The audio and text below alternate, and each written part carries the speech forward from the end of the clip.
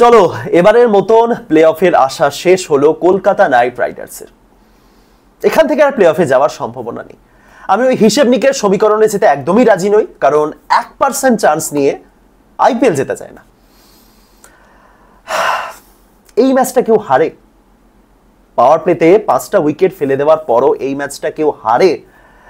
আজকে তো সহজে জেতা ম্যাচ কলকাতা রেখে এলো জাস্ট মাঠে, এবং গোটা আইপিএলে কলকাতার সারসংক্ষেপে এটা। কলকাতা হেরে যাওয়া ম্যাচগুলো জিতেছে, আর প্রায় জিতে যাওয়া ম্যাচগুলো হেরে এসেছে। কত এক্সাম্পল রয়েছে, পাঞ্জাবের এগেনস্টে, লখনৌয়ের এগেনস্টে, আজকে আবার। কাকে দোষ দেবো আজকের ম্যাচে বলুন? চেন্নাই সুপার কিংস যারা পয়েন্টস টেবিলের 10 নম্বরে রয়েছে, যারা বিগত কয়েক বছর ধরে 180 রানই চেস করতে পারে না, ঘরের মাঠে খেলা হচ্ছে কলকাতার, 5টা উইকেট পড়ে গেছে পাওয়ার প্লেতে, কিন্তু কলকাতা ম্যাচটা জিততে পারলো না। এতদিন ভেঙ্কটেশ আয়ারের উপর দোষ চাপিয়ে দিচ্ছিলাম, আজ কার উপর দোষ চাপ? আজকে তো ভেঙ্কটেশ আয়ারই খেলেননি। আজকের ম্যাচের হারের কারণটা কি? একটা নির্দিষ্ট তো কারণ নেই, অনেক কারণ রয়েছে, এবং তার মধ্যে সবচেয়ে বড় যে কারণটা সেটা হলো ক্যাপ্টেন্সি। দেখুন, ক্যাপ্টেন্সি নিয়ে আমি এই আইপিএলে অনেক কিছু বলেছি। কেকেআর ক্যাপ্টেন্সি নিয়ে কখনো রানের প্রশংসা করেছি, কখনো বলেছি হচ্ছে না ঠিক, এবং অনেক ক্ষেত্রে এটা বলেছি যে যদি বোলাররা শুরুতে একটু ভালো উইকেট তুলে দেন তাহলে রাহানের ক্যাপ্টেন্সি আরো বেটার হচ্ছে। আজকে সেটাও দেখলাম, এবং আজকে রাহানের ক্যাপ্টেন্সি একেবারেই বিলো অ্যাভারেজ, একেবারেই। মানে কেকেআর এর সাফল্যের পেছনে গম্ভীরের অবদান বেশি নাকি শ্রেয়াসের অবদান বেশি, এই নিয়ে একটা আলোচনা হচ্ছিল। দুজনেরই অবদান সমানভাবে রয়েছে, কিন্তু শ্রেয়াসেরও যে অবদান রয়েছে সেটা এবারে পাঞ্জাবের পারফরমেন্স দেখেই বোঝা যাচ্ছে। অপরদিকে রাহানে কিছু ম্যাচে ভালো ক্যাপ্টেন্সি করলেন বটে, বাট কিছু ম্যাচে একেবারেই ক্লুলেস ক্যাপ্টেন্সি। আপনি আজকের ম্যাচে একটা জিনিস দেখুন, এই যে বৈভব অরোরাকে যে ওভারটাতে আনা হলো, তার যে দ্বিতীয় ওভারটা করতে আনা হলো, প্রথম ওভার আনা হলো পাওয়ার প্লেতে, ওখানে তুলে রাখা হলো, দ্বিতীয় ওভার আনা হলো 11তম ওভার, এবং তারপরে ডেথে, তাই তো? আপনি একটা এবারে আইপিএলে কলকাতার প্রত্যেকটা ম্যাচে একটু স্কোর কার্ডগুলো একটু ঘুরিয়ে ফিরে দেখুন, ঠিক আছে? বৈভব অরোরাকে কেকেআর যখনই পাওয়ার প্লেতে ব্যবহার করেছে, অরোরা খুব ভালো বোলিং করেছেন, উইকেট তুলেছেন, ডট বল দিয়েছেন, এবং শুরুতে এক্সপেন্সিভ বোলিং করছেন, পাওয়ার প্লেতে তিনি দিয়ে দিচ্ছেন 20 রান 25 রান, এমনটা কিন্তু হয়নি, প্রায় হয়নি বললেই চলে, ম্যাক্সিমাম ম্যাচে এটা আমি বলছি। কিন্তু একই সময় যদি বৈভব অরোরাকে আপনি ওই 10 ওভারের পরে আনেন, ওই রকম সময়তে আনেন, বা ডেথ ওভারে আনেন, ম্যাক্সিমাম ম্যাচে এরকম সময়তে বৈভব অরোরা রান খেয়েছেন। হঠাৎ করে মাঝে ওই 12-13 ওভারে নিয়ে এলে বৈভব অরোরা 10 রান 15 রান প্রায় খেয়েছেন এরকম। ডেথ ওভারে তো আগের দিন তো রান খেয়েই গেছেন, আজকেও ওরকমই সিচুয়েশন তৈরি হলো। এটা বৈভব অরোরার একটা রেগুলার পারফরমেন্স যাকে বলে, এবং এর খুব একটা বেশি ব্যতিক্রম নেই। মানে এই বৈভব অরোরা অনেকটা কিরকম বলুন তো, মুম্বাইয়ের দীপক চাহারের মতন। চাহার পাওয়ার প্লেতে যখন বোলিং করবেন খুব ভালো বোলিং করবেন, উইকেট তুলবেন, প্রথম ওভারে এসে উইকেট তুলে নেবেন, কিন্তু যখন তাকে শেষ দিকে বোলিং করতে আনা হবে সেটা মোটেও খুব একটা ভালো অপশন হবে না। এবং এই কারণেই দীপক চাহারকে অনেক ক্ষেত্রে পাওয়ার প্লের পর বোলিংই করতে আনতেন না হার্দিক পান্ডিয়া। আপনি গত ম্যাচটাই দেখুন না, মুম্বাইয়ের যে লাস্ট ম্যাচটা ছিল, লাস্ট ওভারে দীপক চাহার বোলিং করতে এলেন এবং ফলাফল তো আমরা দেখতেই পেলাম, পারলেনই না ওই রানটা ডিফেন্ড করতে। বৈভব অরোরা অনেকটা ওই টাইপের বোলার, আমি দুজনের মধ্যে তুলনা একদমই করছি না, বাট বৈভব অরোরার কাজ অনেকটা ওই রকমই, পাওয়ার প্লেতে খুব ভালো কিন্তু শেষ দিকে হচ্ছে না। আবার কলকাতা দলে এরকমই আরেকজন পেসার রয়েছেন হর্ষিত রানা, যিনি পাওয়ার প্লেতে মোটেও খুব একটা এফেক্টিভ নন। পাওয়ার প্লেতে আসছেন 10 রান 15 রান খেয়ে যাচ্ছেন, কিন্তু যখন ওই 11-12 ওভারে মিডিল ওভারগুলোতে তাকে আনা হচ্ছে তখন খুব লিথাল, এবং উইকেট তুলছেন, ব্রেক থ্রু দিচ্ছেন। তো এই দুজনকে যেভাবে ব্যালেন্স করে বোলিংয়ে আনা উচিত, রাহানে কিন্তু সেটা একদমই করলেন না, বা সামহাউ বুঝতে পেরেও করতে পারলেন না, আমি কেন জানি না। আজকে বৈভবকে প্রথম ওভারে আনা হলো, খুব একটা খারাপ বোলিং করেছিলেন কি? একদমই নয়। এমন তো না যে 15 রান 20 রান খেয়ে গেছেন যে আর একটা ওভার দেওয়াও যাবে না, না। তিনি একটা ওভার করার পরই বৈভবকে তুলে রাখলেন, এবং তিনি জানেন যে মিডিল ওভারে বৈভব যখন আসবেন রান খাওয়ার মতন পরিস্থিতি তৈরি হবে, কিন্তু না, তিনি ওই জায়গাতে বৈভবকে তুলে নিলেন এবং আনলেন আবার সেই 11তম ওভারে, যেখানে বৈভব দিয়ে গেলেন 30টা রান, আবার তখন বসিয়ে দিলেন, তারপরে আনলেন ডেথ ওভারে। এবং সিচুয়েশনটা কি, ডেথ ওভারে কলকাতার সামনে কি অপশন পড়ে আছে? যখন ডেথ ওভারে একটা ওই 3-4টে উইকেট চেন্নাইয়ের হাতে রয়েছে, যেখান থেকে ম্যাচ বার করে ফেলা যায়, যেখান থেকে একাধিক ম্যাচ বার করেছে অতীতে বিভিন্ন দল, এবারে আইপিএল এর কথাই বলছি, আরসিবি এরকম জায়গা থেকে বার করেছে, দিল্লি ক্যাপিটালস এখান থেকে বার করেছে ম্যাচ, তাই তো, লখনৌ সুপার জায়ান্টস এরকম জায়গা থেকে ম্যাচ বার করেছে।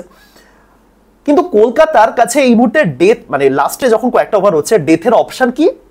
এক আন্দ্রে রাসেল, দুই বৈভব অরোরা। অরোরার কাছে 2টো ওভার পড়ে আছে, রাসেলের কাছে 3টে ওভার পড়ে আছে। এটা হলো কলকাতার লাস্টের ডেথ অপশন। হর্ষিতের 4 ওভার কমপ্লিট, আর বাকি তো আর তো পেসার নেই কলকাতার কাছে। এই হলো কলকাতার অপশন। আর স্পিনারের কয়েকটা ওভার পড়েছিল, বরুণের ওভার শেষ, নারিনেরও ওভার শেষ। তো ডেথে আমি যদি শুধুমাত্র 2টো অপশন রেখে দিই, আপনি নিশ্চয়ই ডেথে মঈন আলীকে দিয়ে বোলিং করবেন না, আমি এক্সপেক্ট করি না। সুতরাং আমি যদি ডেথ ওভারের জন্য মাত্র 2টো অপশন রেখে দিই, এক রাসেল যিনি মাত্র 1টা ওভার করেছেন, যাকে আমি এনেছি লাস্টে, এবং তার সাথে বৈভব অরোরা যে 30টা রান খেয়ে গেছে, তখন আপনার কি চয়েস থাকবে ডেথ ওভারে? আপনি বলুন, তখন আপনি কি ডেথ ওভারে জিতবেনই এই ভরসা আপনি করতে পারছেন? যাই হোক, ঠিক আছে, মাঝে মাঝে এরকম ভুল হতে পারে, কিন্তু ক্যাপ্টেন্সি আমার খুব একটা মনোভূত হলো না শেষ দিকে। শ্রেয়াস আয়ার অনেক বেটার ক্যাপ্টেন্সি করেছিলেন। এইরকম সিচুয়েশনে এসে এত দূর পৌঁছে অন্তত এইটুকুনি আপনাকে এগ্রি করতেই হবে যে শ্রেয়াস আয়ার অনেক ভালো ক্যাপ্টেন ছিলেন। That's it.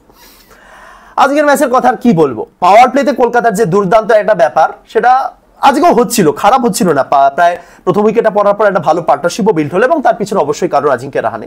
দেখুন, রাহানের ক্যাপ্টেন্সি নিয়ে আমি যতই এরকম বলি, রাহানের ব্যাটিং অল ওভার দারুণ হয়েছে, এবং গোটা টুর্নামেন্ট জুড়ে রাহানে অ্যাজ আ ব্যাটার দারুণ খেলেছেন, দারুণ।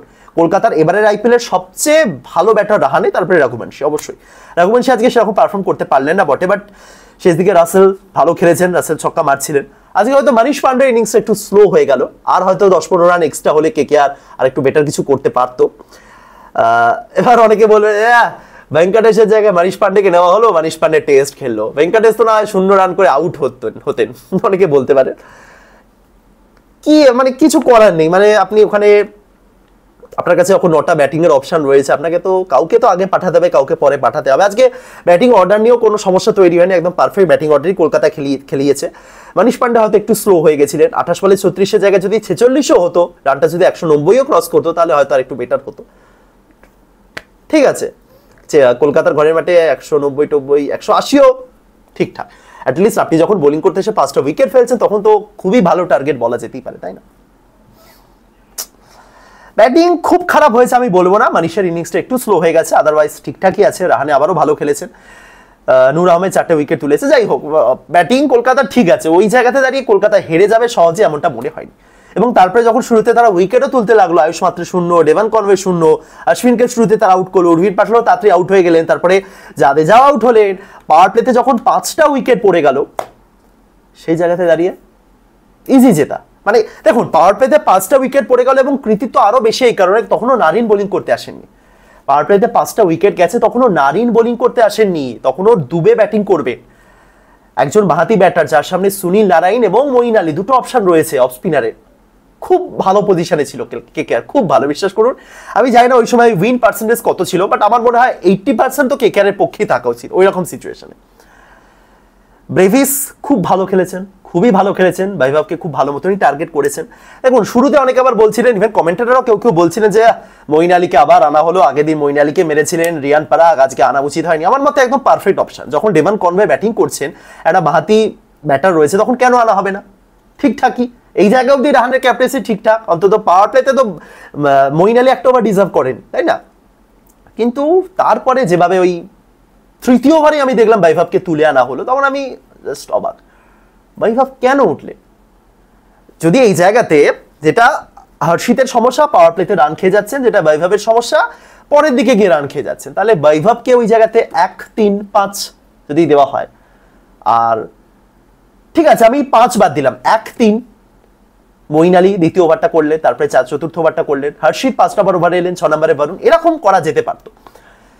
আপনি বৈভবকে ওই একটা ওভারের জন্য দিয়ে তারপরে তুলে রাখলেন, এবং আপনি জানেন ডেথ ওভারে আসতেই হবে কাউকে, এবং মাঝখানে আপনি হর্ষিতের ওভার শেষ করিয়ে দিলেন। হর্ষিত ভালো বোলিং করছিলেন অবশ্যই, কিন্তু ডেথ ওভারের জন্য একদমই রাখা হলো না, এটা মানা যায় না, এটুকুনি বলতে পারি। বৈভব অরোরা শেষ পর্যন্ত 3টে উইকেট তুললেন বটে, কিন্তু এবার বৈভব অরোরার ঠিকঠাক ব্যবহার না করার জন্য আবার অনেকে ভাবছে রে বিলো অ্যাভারেজ বোলার, দূর কি একদমই বোলিং করতে পারেন না, কিন্তু আসলেই পাওয়ার পেতে খুব ভালো বোলার। স্ট্রাইক বোলার হিসেবে বৈভব অরোরা কিন্তু খুব ভালো, যদি আরেকটা ওভার পেতেন উইকেট তোলারও কিন্তু ক্ষমতা তার মধ্যে ছিল। যাই হোক, কিছু করার নেই, যেদিন যেটা হয় না সেদিন সেটা হয় না। আজকে ব্রেভিস এবং দুবে দুজনে মিলেই চেন্নাইয়ের হাত থেকে ম্যাচ বার করে নিয়ে গেলেন ঠান্ডা মাথায়। ব্রেভিসের ওই একটা ওভারই চেন্নাইকে একদম ম্যাচে ফিরিয়ে দিয়েছিল, মানে যে রান রেটের যে প্রেশার সেটা একদমই কমে গেছিল। বলে যখন 30টা রান চলে আসে তখন রিকোয়ার্ড রানের কতটা নেমে আসে বুঝতে পারছেন। সুতরাং ওই জায়গাতেই চাপ অনেকটা কমে গেছিল। তারপরে তো দুবে এবং ধোনি মিলে ধরে ধরে জিতিয়েই দিলেন। শেষ দিকে তো একটা উইকেট তুলে কোনো লাভ নেই, কারণ অপশন ছিল না আপনার কাছে শেষে। যাই হোক, চলুন তাহলে এবারের মতন কেকেআরের বিদায়। আপাতত যদি বাকি দুটো ম্যাচ থেকে তারা পুরো 4 পয়েন্টই পায়, তাহলে কলকাতা 15 পয়েন্টে গিয়ে শেষ করবে। ইতিমধ্যে 16, 16, 15, 14 মুম্বাই ইন্ডিয়ান্স পেয়ে গেছে। দিল্লিও 13 পয়েন্টে রয়েছে, হাতে 3টে ম্যাচ। এখান থেকে কলকাতার চান্স প্রায় নেই বললেই চলে, প্রায় নেই। লখনৌ হয়তো এবার কলকাতাকে ছাড়িয়ে যেতে পারে এরকম সিচুয়েশনে। যাই হোক, নেক্সট সিজনের জন্য পুরো টিমটা গুছিয়ে নিতে হবে। আর দুটো ম্যাচ বাকি। আমি লাস্ট দুটো ম্যাচের কথা যদি আমি বলি, আমি চাই লুভনিত সিসোরিয়াকে ট্রাই করুক কলকাতা, অনুকূল রায়কে আরেকটা ম্যাচের সুযোগ দিক, রহমান পাওয়েলকে টিমে ফেরাক, যে অপশনগুলো তারা ইউটিলাইজ করেনি সেগুলো করুক, চেতন সাকারি একটা ম্যাচ খেলুন বৈভবের জায়গায়, দরকার হলে অনরিক নরকিয়াকে খেলানো যেতে পারে। দেখুন রাসেল বা নারিনকে তো বসাবে না, সুতরাং একটা ম্যাচে নরকিয়া খেলুন, একটা ম্যাচে পাওয়েল, এরকম খেলুন। তো বাকি অপশনগুলো কেকেআর ট্রাই করুক অ্যাটলিস্ট যখন তারা টিমে রয়েছেন। এবং লুভনিত সিসোরিয়া একটাও ম্যাচ খেলেননি, একটা তো সুযোগ তার পাওয়া উচিত, তাই না? অপরদিকে চেন্নাই, তারা তো ইতিমধ্যে বিদায় নিয়েই ফেলেছে। ধোনি আজকে একটা ভালো ফিনিশ করলেন শেষ দিকে গিয়ে, যদিও খুব কঠিন ছিল না ধোনির পক্ষে। আর দ্যাটস ইট এবারের মতন। আপাতত কলকাতার পুরো সিজনের যে সামারি সেটা আমি আপাতত বলছি না, পরে আমি আলোচনা করবো এই নিয়ে যখন পুরো টুর্নামেন্ট শেষ হবে কেকেআরে। আপাতত এইটুকুনি বলতে পারি, পয়েন্টস টেবিল জমে উঠেছে। এখান থেকে গুজরাট প্রায় কোয়ালিফাইড, আরসিবি প্রায় কোয়ালিফাইড, পাঞ্জাবও অনেক দূর এগিয়ে গেছে, পাঞ্জাব আর একটা ম্যাচ জিতলেও প্রায় কোয়ালিফাইড বলা যেতে পারে। মুম্বাই একটু চাপে পড়ে গেছে আগের ম্যাচটা হেরে। সো মুম্বাই এবং দিল্লির মধ্যে এখন একটা লড়াই হবে, বাট আমার মতে বাকি 3টে দল প্রায় কোয়ালিফাইড। মুম্বাই এবার চাপে রয়েছে, মুম্বাইকে পরের দুটো ম্যাচ জিততে হবে। পরের দুটো ম্যাচ জিতলে হয়তো তারা পৌঁছে যাবে, কিন্তু দেখা যাক শেষ পর্যন্ত কি হয়। মানে এরকম ইন্টেন্স প্লে অফের রেস এর আগে হয়তো আমরা দেখি।